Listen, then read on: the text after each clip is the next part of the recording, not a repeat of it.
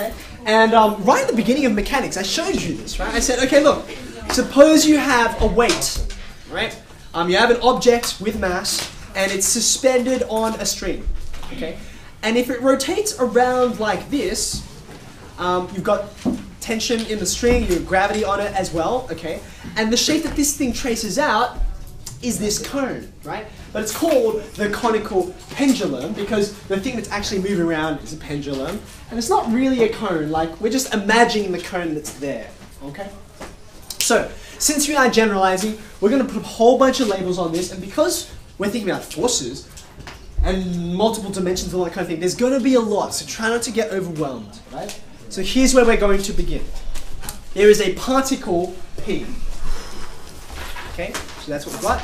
Particle P. It's sometimes also called a bob. Thankfully there are no Roberts in this class, but anyway. Particle, bob, whatever it is, suspended on the end of a string. Okay. It has a mass of m kilos. So I'll write that down over here. Okay. A mass of m kilos. And the length of this string, we'll call that L for length, okay? So I'm going to do that. No, I'm going to keep with this color. Okay, so that length is L meters. Right. It's suspended from this fixed point up here. Fixed point, okay? Would have been naturally called F for fixed, but that's forces. Would have been naturally called P for point, except that's particle. So a lot of textbooks, they just say C. I have no idea. Just let's call it that, okay? Fixed point up there where it's suspended from. We have an angular velocity of omega, but here's the problem.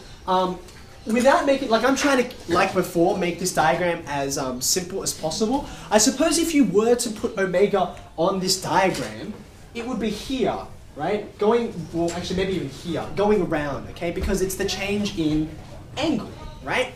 So what we've got here, that's O, the origin around which you've got this circle. Of course it doesn't look circular right now because we're looking at it from this perspective. But if we looked at it top down, you get a circle, okay? Because the axis, the plane of this circle is horizontal, we call it a horizontal circle, which is a bit of a weird phrase, like circles are the same whichever way they go, but it's talking about the plane that it's sitting on. Alright, what other pieces do we need? You've got a center. Oh, we need a radius. We need a radius. So here's a radius, r meters, from the center to the extremities of the motion. Okay. And now I want to pose 3 questions to this, and they're all going to be in general terms.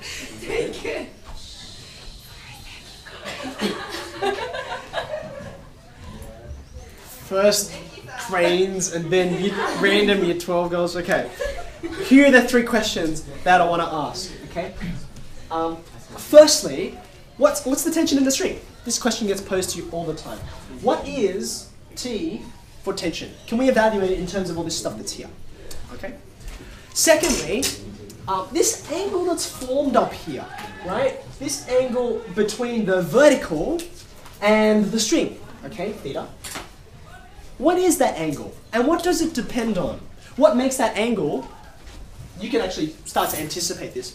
What makes that angle, quite small, like it's a narrow conical pendulum? Or what makes that angle really wide? Okay, what does it depend on? What quantities affect it? Okay, you can start to anticipate some answers, right?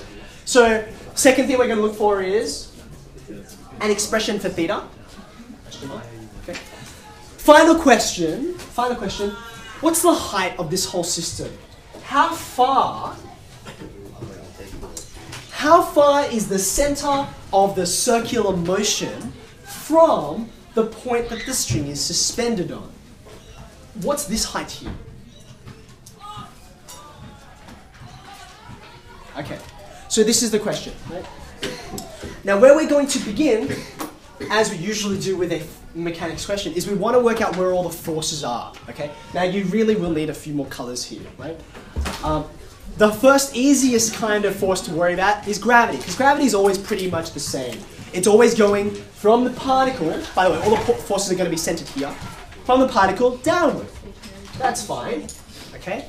Actually, I should do it in, oh no, that color should be fine. Now, what will the force of gravity be in this situation? I've got mass m kilos. Gravity is not defined for you as 9.8 or 10. We can just call it g. So the magnitude of this force will be mg. Simple enough. Okay, so that bit's easy, right? But then, what's the other main force at play here? And where would it go on the diagram? It's going to be this tension in the string that I'm trying to find, okay? Now, where is this tension? Where would be a helpful place to illustrate it, right? Well, it has to come, it's acting on the particle, right? So I'm going to start from here. And it's going in the direction of, back up to wherever the string is fixed, okay? So I have, for instance, I might do it like that, okay? So do not confuse this tension, right, with the whole length of the string. It's just the force pulling in that same direction the string is pulling in, okay? Now, where we're going to need to do work here is to say, well, what are the forces on the particle? What are the forces, right? So we'll start with the simple one. What is the vertical force on it? Now, I'm thinking about resultant force. Resultant force, okay? So vertically, how far is it moving up and down as time progresses? Answer, it's not moving up or down at all. It's just moving in this horizontal circle. It's just staying in this plane, okay? So vertically, there is no motion, okay? And what that tells you is that this downward force from gravity must be counteracted by an equal and opposite upward force, right? Where does that come from? It comes from this tension, because this tension is offered a direction. So there's going to be a vertical part, and there's going to be a horizontal part. So let's draw those in.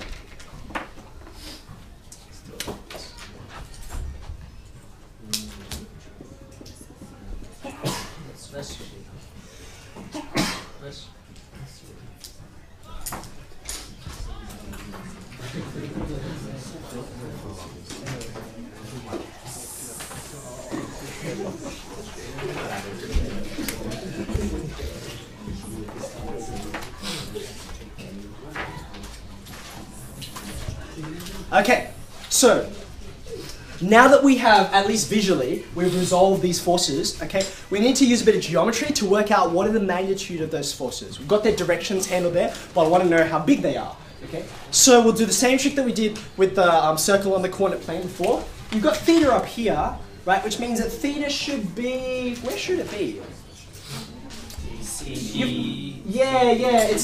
You've got alternate angles here, don't you? Right? So you've got it here. You've got it there. Is that okay? And that means you also have it, you also have corresponding angles, don't you? You've got it in there. Is that okay? So that means in this triangle here, which is right angled, okay, I want to know what's the magnitude of this vertical force, okay? It's adjacent. It's adjacent here. This is the hypotenuse, okay? So you can probably anticipate, we've done questions like this before, what is this going to be? It'll be t cos theta, right? Because cos theta is adjacent on hypotenuse, so you multiply through by the hypotenuse, which is t. So that's t cos theta, upward, okay? In exactly the same way, you can rehearse that same argument. Horizontally, you're going to get t sine theta. Okay, excellent. Now, let's come back to why we were talking about vertical and horizontal in the first place. We were saying there's no motion, right? So you got this downwards, this upwards, they must be exactly equal to each other, in magnitude anyway, okay? So that means I can write this. So far so good? Okay. Horizontally, what's happening? Obviously something much more interesting, right? Horizontally, because it's a horizontal circle, there is motion. What kind of motion is there? It's uniform circular motion. Okay? So that means I can say that this inward force, right? This t sine theta, what's it equal to? It should be, we've worked this out, right? The force, the centripetal force back toward the center, it's mr omega squared, right? Now just a little point of reference here. Mr omega squared, right? That's your resultant force on the particle in this horizontal plane, okay? But you mustn't put mr omega squared on your diagram. Here's why, okay? In this case, it just so happens that these are exactly the same, okay? Because this is the only force pulling it back toward the center. But in other cases, in an example I'm going to show you in about 10 minutes, it's not like that, right? There are other forces at play, and they all add up together to produce this. This is the resultant force, right?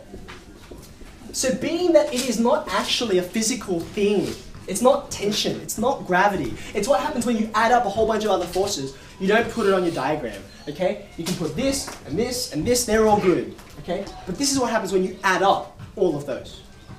Okay, so far so good. What should I do at this point? What can I do? Where am I headed towards? I mean, this is the first question I'm asking for. Tension. What would you do? Quick.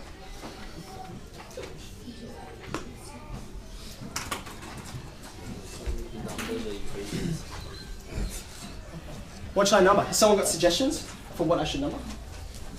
T plus 7g. Good. We call this one equation 1? Yeah. There we go. Equation 2. What do I do with them?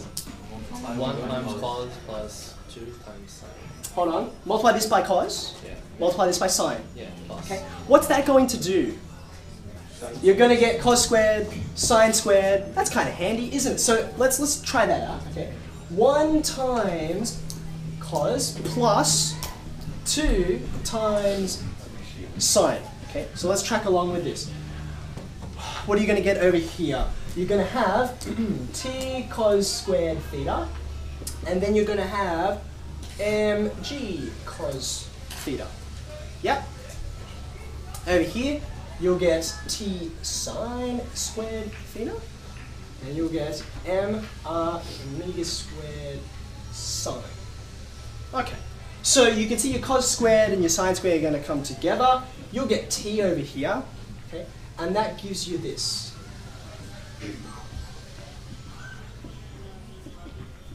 Okay, now, I think we can push a little further on this.